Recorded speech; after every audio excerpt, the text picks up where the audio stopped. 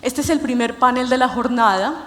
Vamos a tener la oportunidad de hacer un recorrido por la economía global, pasando por supuesto por los mercados financieros y también las oportunidades de inversión de corto y mediano plazo. Raúl, Andrés y Germán, bienvenidos, muchas gracias por estar con nosotros en esta tarde. Vamos a explicar un poquitico la dinámica. Vamos a dividir el panel en dos grandes segmentos. Un primer segmento va a ser una pregunta para todos, ¿ok? Y allí van a tener más o menos 5 minuticos para que nos den su respuesta. Y luego vamos a tener algunas preguntas puntuales para que sea una conversación entre todos. Y ahí más o menos van a tener entre 2 y 3 minuticos, ¿les parece? Entonces, sin más ni más, vamos a comenzar el panel. Ya estamos a menos de 90 días de finalizar este año. Entonces, quisiera empezar de una vez con la pregunta para todos, y es ¿cómo definirían la economía global este año y sobre todo también cuál va a ser la visión para el 2025? Entonces, Raúl, quisiera empezar con usted. Perfecto. Bueno, muchísimas gracias. Primero, un placer estar con ustedes en este panel. Podríamos hablar mucho tiempo sobre la visión del próximo año. Tenemos algunos minutitos. Creo que lo más importante y la pregunta al menos de inversionistas internacionales es si vamos a pasar por una recesión o no. Creo que esa es la pregunta central. Y principalmente hablando de Estados Unidos. Nosotros creemos que estamos en un proceso de un aterrizaje suave, o como se dice, un soft landing, ¿no? No vemos métricas que nos indiquen que vamos a ver una recesión, al menos en el 2025. En ese sentido, algunas de nuestras proyecciones son para el próximo año, vemos un crecimiento en torno al 2%, un desempleo en torno al 4% y una inflación llegando al 2% a finales del próximo año. Ahora bien, ¿por qué hablo del desempleo? Porque me parece que no hay que olvidarnos que al menos en Estados Unidos, recordemos que cerca de un 70% del PIB, del GDP en Estados Unidos es el consumo, ¿no? Entonces, tenemos que centrar nuestros argumentos en cómo está el consumidor. Y lo que vemos es que por el lado del empleo, si bien hemos visto un debilitamiento en ese sentido, creemos que ha sido influenciado más por una mayor oferta de trabajo que por despidos per se. Y por otro lado, recordar que venimos después del COVID en un momento donde el consumo en general en Estados Unidos estaba muy fuerte. Y en ese sentido vemos que el 2025 el consumidor americano va a estar volviendo a los niveles en el que los veíamos previo al COVID en 2019. Entonces, para cerrar un poco mi pregunta, mi respuesta, no vemos una recesión el próximo año. Vemos un consumidor volviendo a niveles que veíamos previo al 2019. Entonces, asignamos una probabilidad en torno al 25% de una probabilidad de recesión. Entonces vemos una economía relativamente sana, sin embargo, se está desacelerando.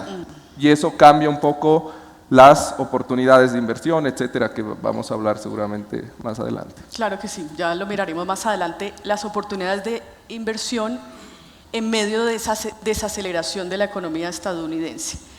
Andrés, su visión y su balance de lo que ha sido la economía global este año.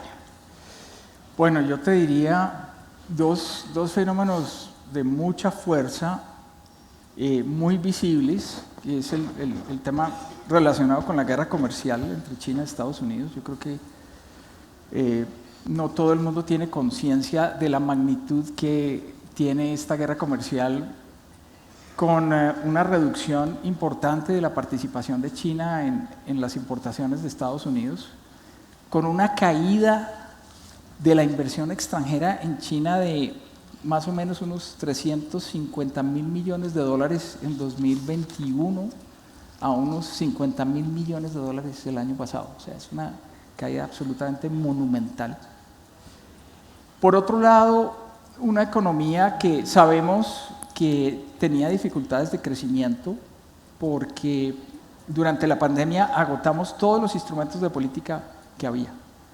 Política monetaria, las tasas de interés se fueron al piso, política fiscal se hizo muchísima en todo el mundo, aumentando la deuda de los países, la deuda pública especialmente, muy poco margen de tener política fiscal que haga un mayor crecimiento económico global.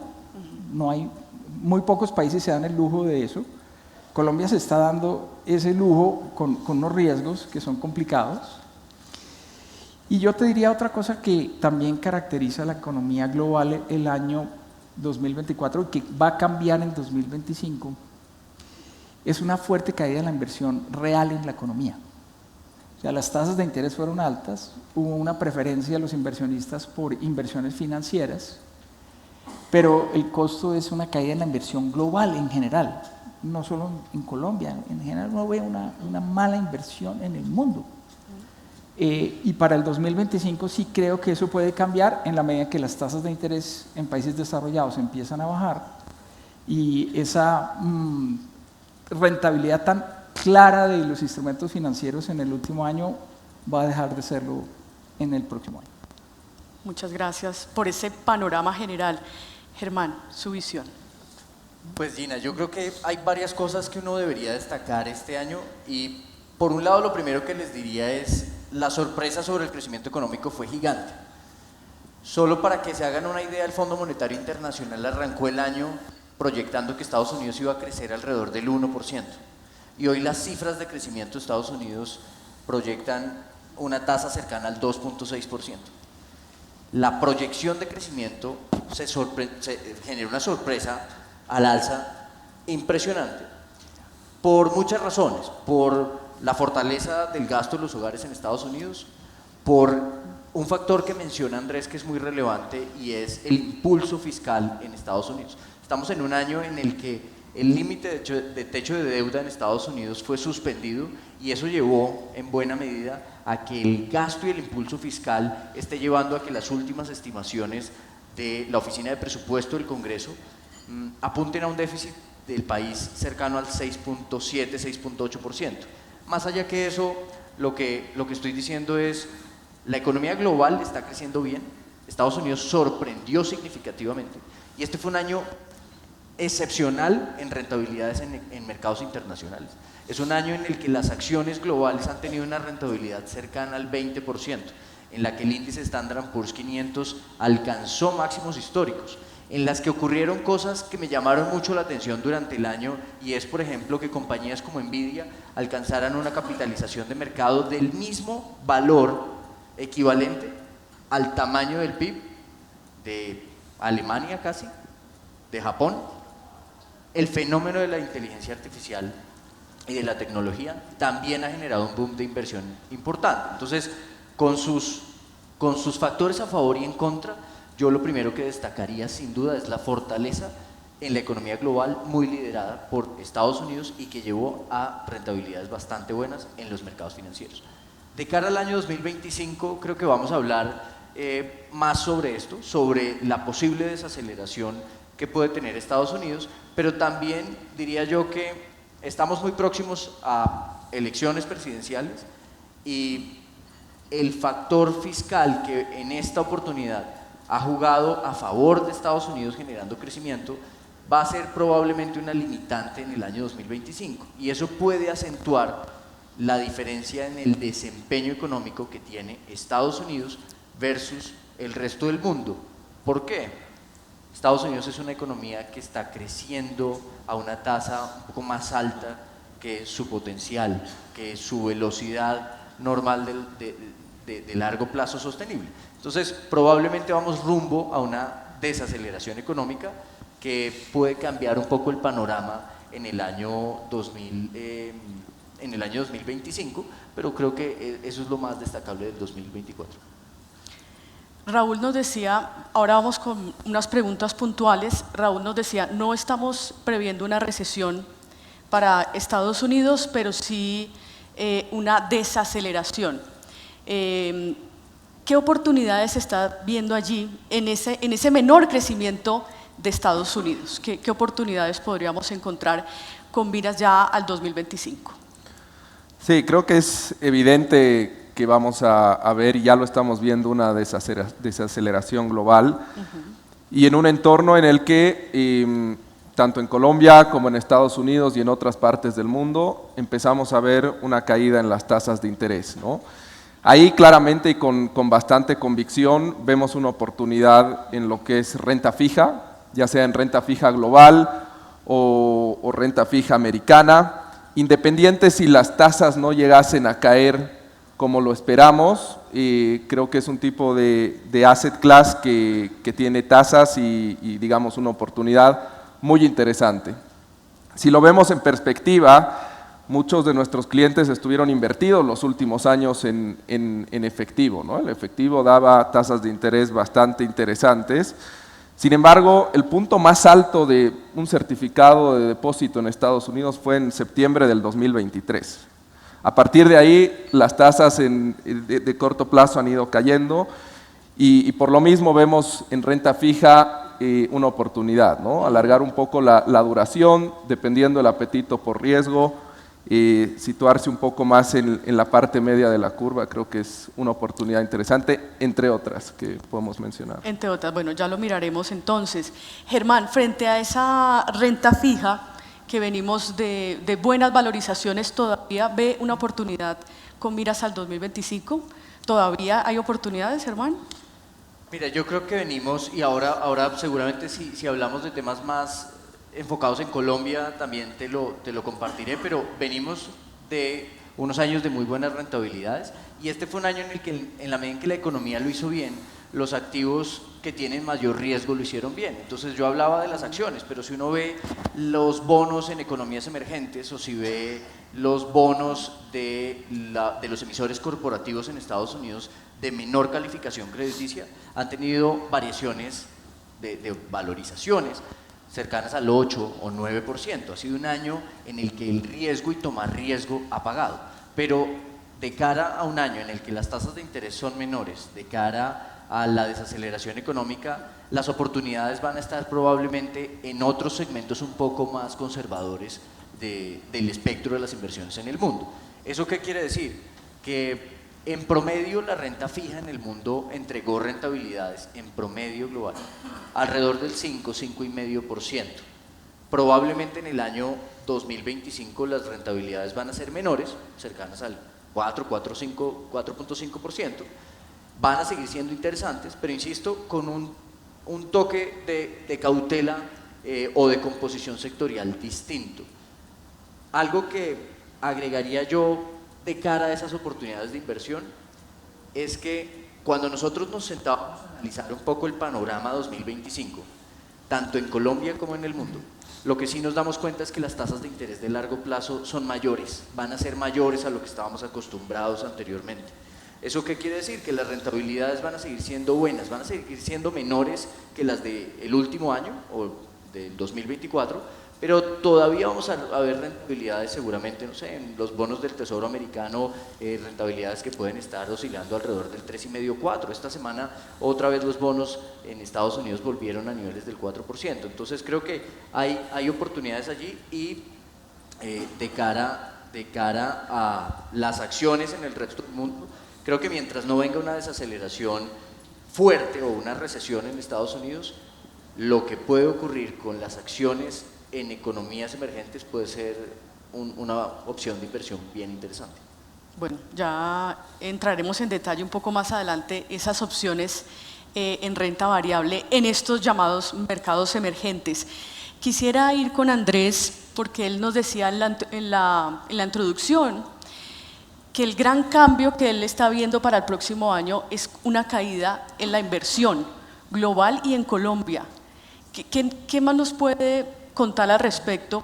Y también cómo lo entendemos, porque la inversión privada en el caso de Colombia pues ha venido recuperándose, en el segundo trimestre tuvo una recuperación, eso también a qué se debe y qué tanto va a contrastar con el mundo. Bueno, Gina, realmente lo que sucedió en 2024 fue una caída de la inversión real, digamos, en fábricas, en inversión inmobiliaria, precisamente porque las tasas de interés fueron muy altas y premiaban inversiones en títulos financieros. Pero en la medida en que las tasas de interés bajen en Colombia y en el mundo, eso debe recomponerse. En el caso particular de Colombia, yo te diría que no, la inversión privada está cayendo. La inversión privada, de hecho, el DANE no publica directamente estas cifras, nosotros hicimos un cálculo, una aproximación, pero nos da que la inversión privada en Colombia el año pasado cayó un 30.9%. Esa es la mayor caída de la inversión privada desde el año 1999, cuando cayó 33.2%. ¿Cuánto cayó? 30.9% real. Es monumental. Y en lo corrido de este año la inversión privada está cayendo el 11%. El 11%. Ahora, ¿qué se espera? Bueno, hay un rubro, tú tienes razón en el sentido en que la inversión total sí muestra un crecimiento, pero no es por inversión privada, es por inversión en obras civiles. Y en este caso, creo que cualquier habitante de Bogotá es capaz de dar testimonio de qué es lo que está sucediendo. ¿Sí? Media ciudad está absolutamente intransitable y bueno, las obras del metro de Bogotá van muy aceleradas, ya van en 40% de ejecución y este es el año que viene, los próximos 12, 18 meses son los de gran ejecución en obras civiles en Bogotá.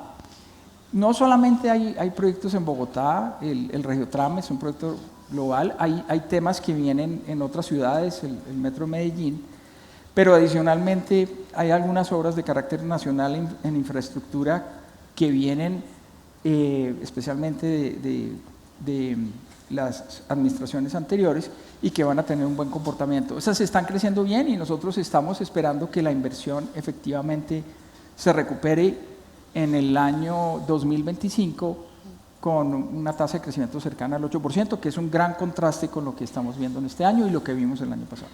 Muy bien. Quisiera ir con Raúl, volver un poco a ese contexto internacional y un poco la mirada política, porque la gran expectativa en Estados Unidos son las elecciones presidenciales ya el próximo mes, el 5 de noviembre. ¿Qué implicaciones va a tener eso en los mercados financieros, Raúl? Y dependiendo, digamos, de las propuestas que conocemos hasta el momento del señor Trump o la señora Kamala. Sí, creo que nosotros al menos tratamos de ver estas cosas con una mirada de mayor largo plazo y lo que nos ha mostrado la historia es que efectivamente los mercados reaccionan en el corto plazo y generalmente muestran bastante volatilidad cerca a las elecciones. Sin embargo, es importante entender y saber que finalmente el inversionista y los mercados se mueven en el largo plazo por los fundamentos. Y específicamente en Estados Unidos lo que nos ha mostrado la historia es que el mercado se centra más en los movimientos de los fundamentos de las compañías y de las empresas y las tasas de interés, más que los candidatos en sí. Creemos que lo más probable, es muy difícil predecir hoy qué va a pasar con las elecciones, están muy ajustadas.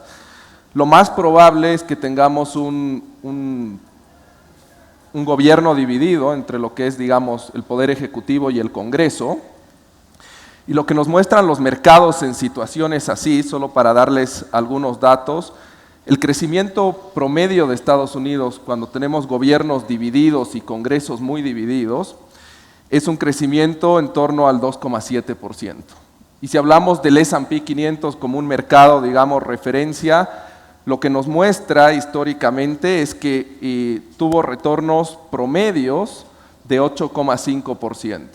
Entonces, esto simplemente para mostrar que ante un escenario político de esta forma, donde está muy dividido, todo muy ajustado, muy impredecible, el mercado finalmente, lo que decía al principio, se centra más en los fundamentos de las compañías. Ok, entonces más la visión a largo plazo, Es una visión más a largo plazo. independientemente del próximo presidente en Estados Unidos. Correcto. Bueno, aquí en este punto quisiera ir con Germán. Ese ciclo de reducciones de tasas en Estados Unidos, ¿qué efecto va a tener en mercados emergentes? ¿Qué oportunidades también uno puede ver allí en ese contexto de tasas, Germán? Pues yo creo que dentro de los aspectos más importantes del año 2025, y no sé si me puedan ayudar tal vez a proyectar una imagen que tengo. Esto aplica un poco más para Colombia y ya se las explico, pero ¿cuál es el efecto de la reducción en las tasas de interés que se está dando en el mundo y que se está dando en Colombia? ¿Y cuál es el efecto que se da desde el punto de vista de alivio al flujo de caja de las empresas? Voy a empezar por Colombia aprovechando la gráfica que está acá. Esa gráfica que está ahí básicamente tiene a su mano derecha el comportamiento de la deuda de ciertas compañías. En esta, por ejemplo, excluimos a Ecopetrol por su tamaño y que en estas cifras agregadas tendría un comportamiento distinto, pero sí tomamos algunas compañías en el espectro de las compañías no financieras en Colombia. Y si ustedes se dan cuenta, es cierto que la deuda en general en estas compañías en el agregado ha venido creciendo en los últimos años y probablemente el efecto de la pandemia llevó a que esa deuda llegara a niveles de 30 y casi 35 billones de pesos en el agregado de estas compañías que les estoy mostrando acá. Pero el salto en deuda no es tan significativo o no ha sido tan significativo como sí lo ha sido el salto en el pago de intereses de las compañías. Si uno se pone a ver el pago de intereses de estas compañías, en promedio el agregado de estas que les estoy mostrando podrían estar antes de la pandemia en niveles cercanos a 1.5 aproximadamente, 1.8 billones, 1.8 billones de pesos en pago de intereses al año. Y lo que hemos visto recientemente es un aumento importante. Déjenme me volteo acá hacia atrás un momento. El incremento ha sido hasta 4.5 billones de pesos. La tasa implícita de financiación de las empresas en Colombia, por ejemplo, pasó del 8 al 16%. Es decir, en el año 2025, la reducción en la tasa de interés global y la reducción en la tasa de interés en Colombia muy probablemente va a traer una disminución importante en la carga financiera de las empresas. No tanto en Estados Unidos, pero sí en las economías emergentes y sí en economías como Colombia, en donde después de haber tenido tasas de interés del Banco de la República del 13-25, probablemente estemos en tasas mucho más cercanas al 6% o cosas por el estilo.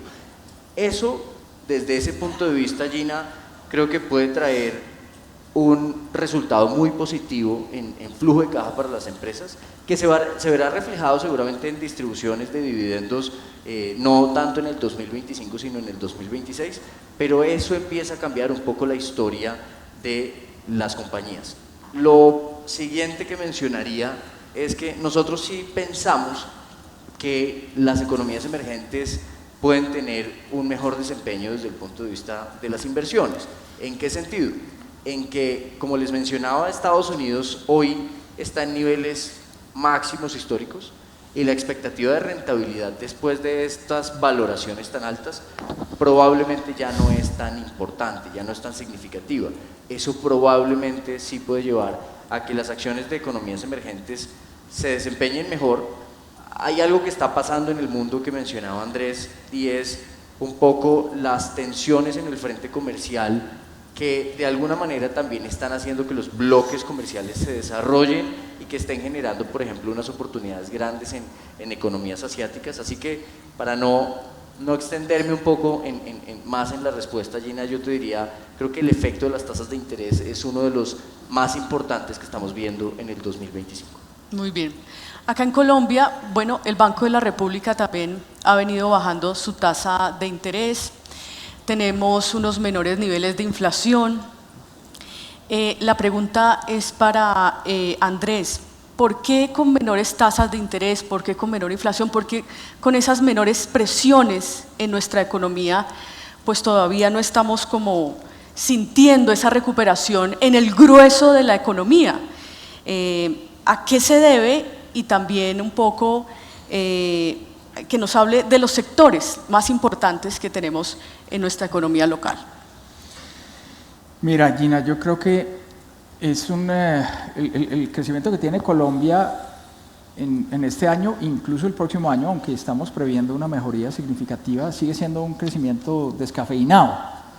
Le falta sabor. Y claramente la razón tiene que ver, uno, con el tema de la política monetaria, y es que la inflación baja y las tasas bajan, pero el Banco de la República baja menos su tasa que lo que baja la inflación. Es lo que ha pasado en los 2 últimos meses. La inflación bajó 100 puntos básicos y el Banco de la República bajó 50. Entonces, pues digamos que las tasas reales no están bajando al ritmo que realmente se quisiera para que tuviéramos una reactivación más contundente. Entiendo al Banco de la República, todavía las expectativas de inflación están desancladas, como dice Leonardo Villar, pero yo creo que muy pronto realmente vamos a tener una inflación anclada y eso permitirá ser un poco más contundentes en la reducción de tasas. El otro elemento que nos está perjudicando mucho es el clima para la inversión. Tú puedes bajar la tasa de interés todo lo que quieras, pero si los empresarios no quieren invertir, pues realmente es muy difícil que la economía se reactive. Y ahí es un tema de confianza, yo creo que no es solamente un tema de tasas, y es un tema mucho más complicado de manejar. Y el otro elemento que yo creo que está detrás de todo esto que estamos viendo es que el 50% del crecimiento que vamos a tener en 2024 es gasto público, es aumento en la participación del gasto público. Y ese aumento probablemente del gasto público no está orientado hacia actividades que apalanquen actividad del sector privado. Y voy a poner un ejemplo, que son los subsidios de vivienda de interés social.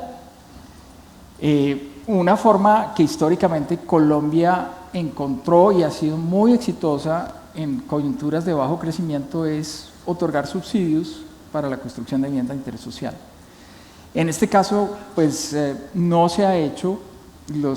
Este año se entregarán cerca de 50.000 subsidios y en el 2025 apenas 20.000 subsidios.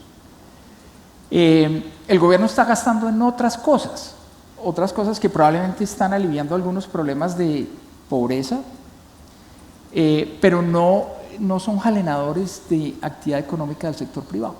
Entonces vemos una confluencia de 3 elementos complejos. Una reducción de tasas que todavía no significa un estímulo real a la economía. Segundo, una incertidumbre que genera un clima para la inversión que no es el mejor y un gasto público cuya composición probablemente no permite apalancar ciertas actividades del sector privado, que sería lo ideal. Importante mensaje. Raúl, en este punto quisiera preguntarle, ¿cómo nos ven desde afuera los inversionistas? Porque acá uno a veces como que se concentra mucho en el día a día, en los tweets, como mucho pánico al principio, aunque eso ya ha ido mejorando, menos mal. La pregunta es, ¿cómo nos ven los inversionistas internacionales a Colombia? Sí, es una buena pregunta porque, bueno, voy a representar la opinión del banco de JP Morgan, pero vivo acá en Bogotá, entonces siempre hay como un contraste en ese sentido. Por un lado, la caída en tasas de interés efectivamente es un alivio, diríamos, para las empresas. El tema de la inflación que vaya cayendo es algo bueno para los consumidores. Creo que para el inversionista de afuera, y coincido con Andrés, hay 2 factores importantes. El primero y más obvio y evidente es para invertir en Colombia es el tema del petróleo, ¿no? El precio del petróleo, que podríamos decir que toda la situación en China, esta reactivación que veremos si efectivamente es más de largo plazo. Incluso la guerra que estamos viendo en Medio Oriente podría tener un impacto positivo en el precio del petróleo. Ese es un punto como más objetivo. Pero creo que hoy en día lo más importante es algo que mencionaba Andrés, es esta especie de crisis de confianza, ¿no? Y eso es algo que se mira mucho de afuera y por supuesto el riesgo político, ¿no? El riesgo político es un punto que los inversionistas miran, ya sea en Colombia o en cualquier otro país de Latinoamérica. Y la verdad creo que es una lástima porque con todo el tema de la realocación de cadenas de producción chinas hacia otras partes del mundo, el nearshoring, etcétera, creo que es una oportunidad perdida para Latinoamérica, ¿no? Creo que estamos en una posición muy buena versus otras partes del mundo para lograr capturar eso y no se está logrando, ¿no? Entonces, te diría que es una mezcla entre confianza, riesgo político, que no han permitido que empresas, digamos, grandes vengan, inviertan en Colombia, aprovechen el tema del nearshoring, aprovechen las cadenas de producción que están cambiando de China hacia otros países y pienso que es eso, ¿no? Un poco la confianza. Ok. En ese panorama, la pregunta es para Germán, en ese panorama de menor confianza, de riesgo político, ¿cómo está viendo el panorama del mercado accionario para el próximo año, 2025? Venimos hace mucho tiempo esperando un repunte de nuestras acciones y nada. Y ahora entonces viene un 2025 cargado de mucha incertidumbre. ¿Cómo estás viendo ese mercado accionario? Pues Gina, yo por eso, ahora que moderaba la conversación con el doctor Cepeda, yo les decía, creo que ese es un punto esencial a la hora de plantear las perspectivas, porque si ustedes se ponen a pensar, el año 2024 ha sido un año en el que la bolsa de valores en Colombia ha tenido unas valorizaciones importantes. Y de hecho hemos tenido acciones en la bolsa en Colombia que han tenido valorizaciones del 60, 80%, 100% si uno lo analiza desde septiembre del año pasado aproximadamente. Son casos muy específicos, están pasando algunas cosas. Parte de lo que está ocurriendo también es la misma realidad del mercado colombiano, en donde las compañías tienen unos descuentos muy grandes. Las acciones de los bancos se están transando al 60% de su valor patrimonial. Las acciones de muchas compañías se están transando por debajo de su valor patrimonial. Desde el punto de vista de un análisis normal, sería una inversión muy atractiva, interesante. De hecho, el año 2025 es un año en el que ya seguir invertido en renta fija en Colombia, por ejemplo, ya no es la decisión fácil, la salida fácil. Venimos de 2 años bastante buenos. La rentabilidad del año 2023 en renta fija fue de doble dígito y cercana al 23% en renta fija solamente. En el año 2024 la rentabilidad sobre el capital ha sido cercana al 12, 13% en renta fija. En las acciones colombianas, las acciones van a tener dividendos respecto al precio actual o retornos por dividendos casi del 10%, en el promedio del índice cercano al 8.7, prácticamente 9%. Compañías como Ecopetrol, que reducirán su dividendo, seguirán teniendo incluso retornos cercanos al 10%. Entonces, cuando uno ve la rentabilidad luce interesante. Cuando uno ve los descuentos lucen interesantes.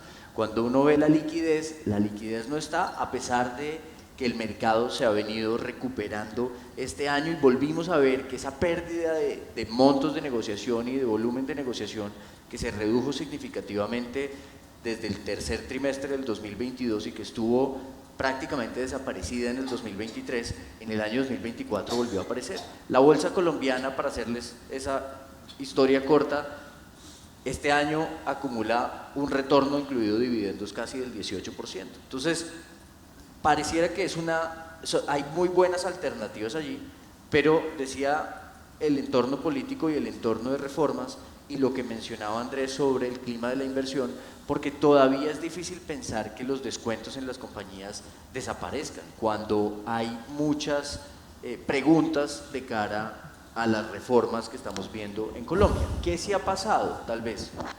Yo creo que lo que ha ido ocurriendo es que los grandes cambios y las grandes modificaciones que se pensaban en algunos frentes y modelos de negocio en Colombia se han ido decantando a modificaciones no tan ambiciosas o algunas en las que pareciera menos probable que eso ocurra. Y eso sí ha llevado a que ciertas conversaciones con inversionistas internacionales estén un poco enfocados en cómo evoluciona el entorno de reformas y el entorno en el país, porque se reconoce la subvaloración que tienen las compañías, pero eso para decirte que las compañías probablemente tengan un buen desempeño en el año, pero el nivel de incertidumbre acerca de muchas de las reglas de distintos modelos de negocio va a seguir existiendo, lo cual va a hacer que difícilmente se valoricen libremente como cualquier otro mercado. Ok, difícilmente. Entonces, Raúl, nos decías hace unos minutos que más allá de la renta fija en el mundo, hay otras oportunidades también para el 2025. ¿A qué te referías? Sí, creo que resaltaría dos cosas, dos tipos de activos en particular, pensando en nuestro escenario base de un mundo desacelerándose, principalmente en Estados Unidos, pero en renta variable global, diría, tenemos una preferencia por compañías de calidad que puedan aguantar, digamos, esta desaceleración que no sabemos cuánto tiempo va a durar, compañías que tengan un mejor control de los precios de sus productos, que tengan balances sólidos, que tengan menores niveles de deuda. Entonces, preferimos por ese lado el estilo de calidad o quality, ¿no? Y ahí, principalmente en Estados Unidos, vemos una oportunidad interesante en el S&P 493, vamos a decir, que es sacando a las Magnificent Seven, que son estas compañías que han tenido retornos increíbles y que probablemente tengan valoraciones ya muy altas, vemos valor en el resto. Entonces, esa sería una idea. Y la segunda idea, saliendo un poco del mundo público, tenemos mucho interés por el mercado más privado, ¿no? Porque está bien pensar en las oportunidades de inversión, pero también es importante pensar cómo podemos diversificar nuestros portafolios, ¿no? Y estos días, estas últimas semanas que hemos visto mucha volatilidad, una corrección en Japón hace poco muy fuerte, en China un rally impresionante, nos hace pensar cómo diversificamos los portafolios. Y una idea interesante que vemos y empujamos mucho internamente es infraestructura, ¿no? Y estoy hablando de infraestructura privada. Este tipo de activo nos permite diversificar, una diversificación real, y que los retornos no estén correlacionados con todo lo que estamos hablando, ¿no? Elecciones en Estados Unidos, la macro, mercados públicos, y que nos entregue ese factor de diversificación. Entonces, infraestructura privada sería nuestra segunda idea, entrega retornos atractivos con muy baja volatilidad. Ok, perfecto. Entonces todavía mirando inversiones por ese lado. Volvamos al tema de Colombia, Andrés. Con este panorama de, bueno, un menor crecimiento en el mundo, en el plano local, todavía con una falta de confianza, todavía con incertidumbre, ¿cuáles crees que sean los principales retos para la economía colombiana ya como todo, para todo el año 2025? Wow. En un minuto. ¿Un minuto? No, mentiras. Bueno, yo creo que hay retos internacionales complejos. El tema de desaceleración de China me parece muy complicado y está atado con otro riesgo que es el tema de las elecciones en Estados Unidos y qué puede pasar con China bajo un segundo mandato de Trump. Los efectos sobre la economía china del primer mandato de Trump fueron devastadores y van a ser peores con un segundo mandato de él. Y China resulta que es muy importante para los commodities. Estados Unidos tiene una producción muy grande de servicios Estados Unidos dejó de ser la fábrica del mundo hace muchas décadas. China lo es. Y si hay alguien que tiene un efecto sobre precios de commodities, se llama China. Pues ahí hay que estar pendientes. En segundo lugar, me preocupa mucho el tema del mercado petrolero, porque ahí las condiciones que en economía, cuando uno ve los distintos equilibrios, hay una cosa que se llama un equilibrio inestable. Y es el equilibrio que una vez logrado es muy fácil que se pueda perder en el tiempo. ¿Qué es lo que ha venido ocurriendo? Después de la invasión rusa a Ucrania, cuando las tendencias de los precios de petróleo empezaron a bajar, Arabia Saudita ha hecho un esfuerzo descomunal en reducir su producción de petróleo.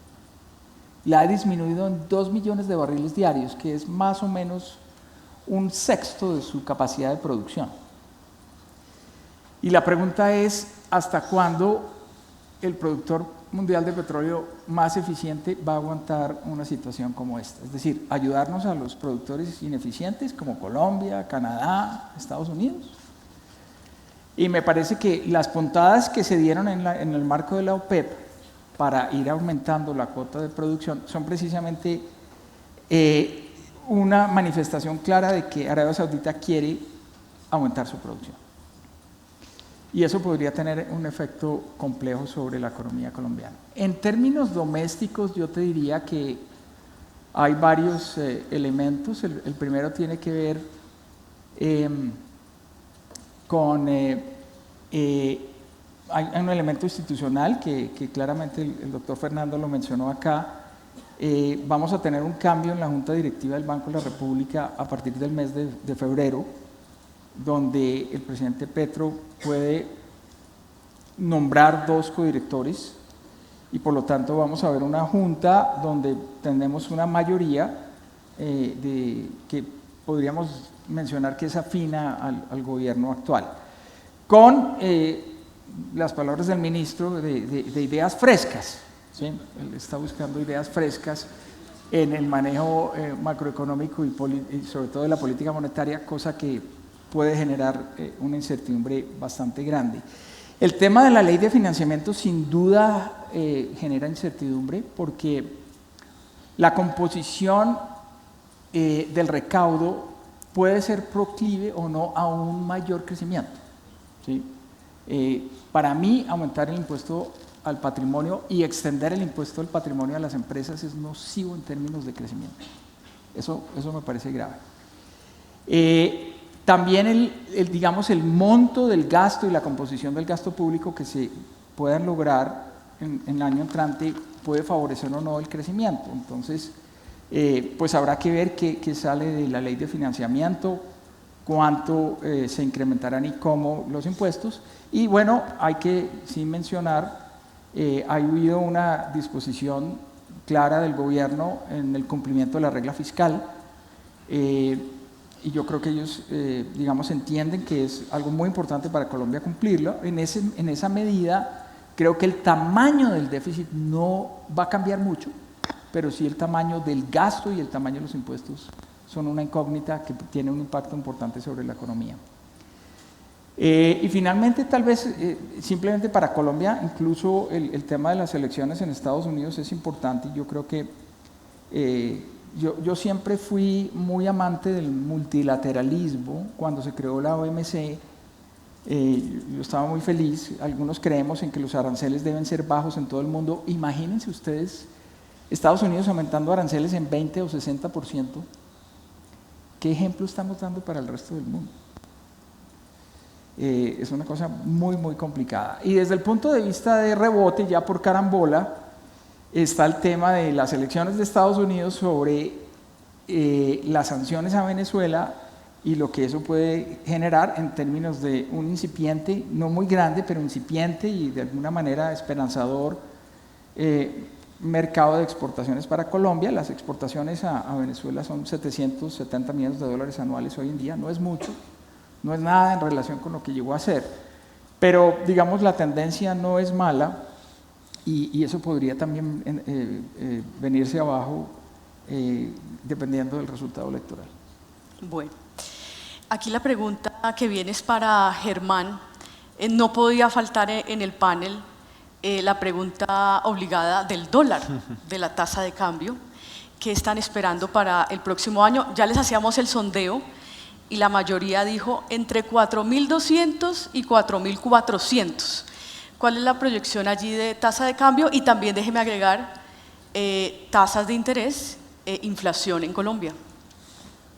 Bueno, el otro día alguien me preguntó, y yo les compartía a las personas de mi equipo, me preguntaban, si usted haciendo esa labor que hace tuviera un superpoder, ¿cuál sería? Yo le decía ¿Qué haría? a la persona, saber para dónde va el dólar, por dos razones. Primero, porque es la que más mal lo hace quedar a uno. Ni idea.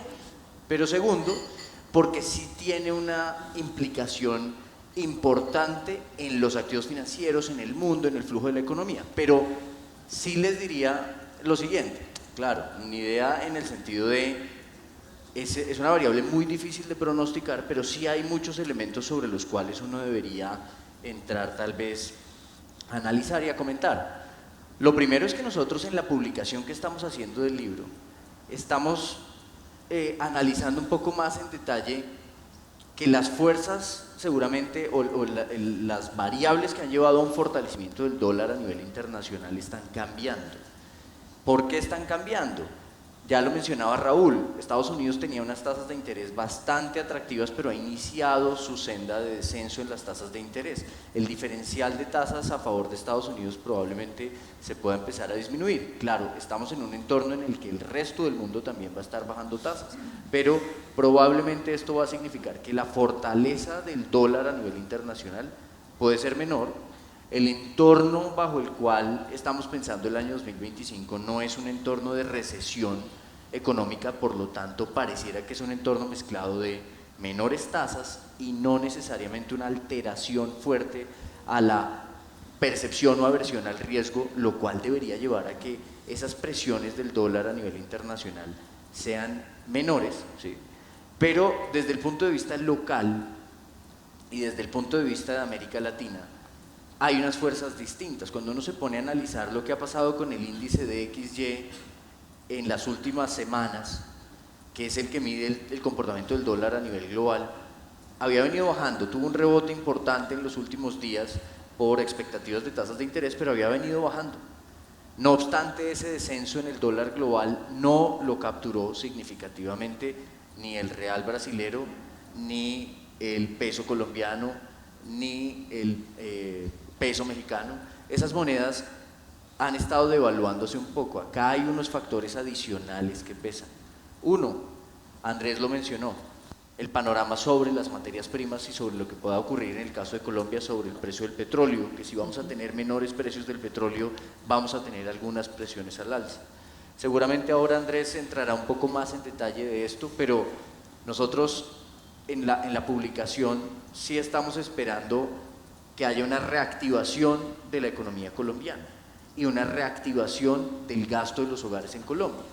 Parte de lo que explicó en buena parte, en buena medida, la caída del dólar también fue que la demanda por importaciones, la demanda de dólares por importaciones se redujo significativamente. Ya en un fenómeno de reactivación de la economía, las importaciones en Colombia han empezado a reactivarse un poco. Y tercero, que va ligado a lo que les mencionaba de las monedas latinoamericanas, tiene que ver con el factor fiscal. Realmente el factor relacionado de ley de financiamiento, y siendo un año 2025 un año en el que, para que ustedes se hagan una idea, el gobierno colombiano debe salir a conseguir en los mercados internacionales cerca de 9.000 millones de dólares. 9.000 millones de dólares es mucho o es poco, realmente es una cifra alta, ¿sí? Que se consiguió durante la pandemia, pero las condiciones de pandemia eran distintas, porque había apoyo generalizado de los organismos multilaterales, porque había apoyo de los gobiernos. Salir a conseguir 9.000 millones de dólares en un entorno fiscal apretado hace que en esto las presiones del dólar van a estar muy enfrentadas. Una debilidad probablemente del dólar global, pero unas variables locales que presionan un poco el dólar al alza. Para nosotros el escenario está cercano a lo que ustedes pensaron. y es un escenario cercano a los 4.100, 4.200 pesos. Por ahí debería estar el dólar en esa confluencia de fuerzas. Volátil, seguramente, pero como te digo, ojalá algún día me caiga ese superpoder porque es difícil anticipar. Y tasas de interés del Banco de la República, inflación rápidamente, Si quieres, Andrés, proyección. dale. Yo le doy la palabra a Andrés en ese frente. Okay. Mira, en inflación yo creo que las noticias son buenas. Este año debemos estar cerrando inflación en 5.5. Estamos pensando que con eso y con un incremento en la productividad que hemos tenido en este año, es paradójico, el empleo no está creciendo y la economía crece en 2, entonces la productividad en Colombia está creciendo. Vamos a tener un incremento en el salario mínimo, probablemente llevando ese precio a los 1.400.000 pesos, eso es un 7.7%. Con ese supuesto y con la idea de que las tasas de interés van a seguir bajando en este año al ritmo que hemos visto y probablemente acelerando un poco el próximo año, cumpliríamos con la meta de inflación del 3% a partir más o menos del mes de agosto, septiembre del próximo año, con un 3.5% de inflación al final del próximo año. Okay. Muy buena noticia desde ese punto de vista, pero con ese supuesto que yo les he mencionado en términos de un aumento relativamente contenido en el salario mínimo. Y en términos de tasas, pues hay que esperar a ver las ideas frescas qué resultados producen. Pero digamos que creo que existe un consenso entre los analistas en que la tasa que deberíamos llegar a tener a final del año es más o menos del 6% por parte del Banco de la República, lo que significa una reducción sustancial. Bueno, antes rápidamente quisiera conocer tu opinión del plan de reactivación que viene anunciando el gobierno. ¿Qué balance podemos entregar con miras al 2025? Ya para hacer una última ronda, el último mensaje para finalizar. Entonces, reactivación, plan de reactivación. Bueno, mira, yo tengo que reconocer que sin el aumento que hemos visto en el gasto público, que no sé si corresponda, digamos, a un plan de reactivación, sino más bien como una idea filosófica del gobierno. Digamos, la nueva administración considera que el tamaño del Estado debe aumentar y que el Estado debe adquirir algunas obligaciones que hoy en día tiene el sector privado. El crecimiento de la economía hubiera sido menor. ¿Sí? Entonces, sí ha habido, digamos, un efecto positivo sobre el crecimiento, que no se puede negar. El 50% del crecimiento es por el aumento del gasto público. En términos de lo que se pretende hacer, de bajar los impuestos para reactivar, pues eso no tiene mucho efecto hoy, porque pues eso se va a ver en los estados financieros que se aprueben en el 2026 y los impuestos que se pagan en 2026. Entonces, en el corto plazo, digamos, no hay mucho efecto. Y bueno, la buena noticia del Pacto por el Crédito con el sector financiero, que creo que es un buen ejemplo de ese diálogo entre el sector privado y el sector público con un propósito de aumentar el crédito en la economía, que no debemos subestimar su impacto hacia los próximos meses. Bueno, de ese pacto por el crédito vamos hablando ahora en el siguiente panel con los gremios, que están todos cordialmente invitados, y ya nos quedan 4 minuticos para finalizar este panel. Quisiera ir con cada uno de ustedes para que nos den un último mensaje para el 2025, para poder navegar el próximo año. Entonces, Raúl, y como lo más importante con lo que nos tenemos que quedar de este panel. Raúl. Sí, creo que con convicción vamos a ver una continuación de una desaceleración global. Sin embargo, no, como decíamos al principio, no vemos una recesión en 2025. Por lo tanto, creo que hay oportunidades de inversión interesantes. Hablamos de renta fija, alargar duración en términos globales, buscar alternativas en el mundo privado que diversifiquen portafolios y bueno, el 2026 veremos qué es lo que nos depara. Gracias. Andrés. Yo diría, sí, un poco más de optimismo mirando hacia el futuro. Solo vemos un solo sector en la economía con problemas de crecimiento, con crecimiento negativo, que es el sector de construcción de edificaciones. El resto lo vemos con crecimientos positivos y creo que eso es un cambio importante, incluyendo el sector de comercio, el sector manufacturero, que han tenido problemas en los 2 últimos años en forma significativa. Germán. Pues Gina, yo te diría como empecé tal vez. Venimos de 2 años de muy buenas rentabilidades a nivel internacional y a nivel local incluso. En el año 2025 nosotros creemos que sigue habiendo unas oportunidades de inversión, pero seguramente en un entorno de tasas de interés más bajas, lo que se puede traducir en un alivio importante del flujo de caja para las compañías y puede implicar una reducción importante del pago de intereses pues, para esas empresas, va a significar para los inversionistas menores tasas de interés disponibles de inversión. ¿Y eso qué significa? Significa o aceptar esas menores tasas que vienen en el año 2025, que son tasas relativamente altas para el promedio histórico que hemos tenido. Te pongo un ejemplo, la rentabilidad en inversiones de renta fija en Colombia nosotros estimamos que podría estar alrededor del 9–9,5%, pero como te lo decía, venimos de tasas cercanas al 13 de este año o cercanas al 23 el año anterior, entonces ya son menores. Eso significará que uno probablemente deba levantar la mirada y mirar o observar a otros activos, otros lugares. En los activos inmobiliarios nosotros seguimos pensando que aunque el desempeño ha sido mucho mejor, hay unas oportunidades interesantes todavía. Solo el retorno por flujo a los precios actuales va a estar alrededor del 8 al 10%, lo que estimamos nosotros. Eso definitivamente nos parece interesante y afuera es lo mismo. Creo que hay que mirar un poco fuera de Estados Unidos, pero vemos un año de oportunidades que te lo resumiría en el caso colombiano, y es por eso se llama así nuestra publicación: aceleración en la ruta con límites de velocidad. Vamos a ganar altura, vamos a ganar velocidad, pero el panorama todavía no es 100% despejado. Bueno, pues Germán, Andrés y Raúl, muchísimas gracias por este panel, por sus opiniones, esa visión para el 2025, un mundo creciendo a menores tasas de interés, pero también en el que hay oportunidades. Quisiera darles un muy fuerte aplauso a nuestros panelistas. Gracias. Muchas gracias.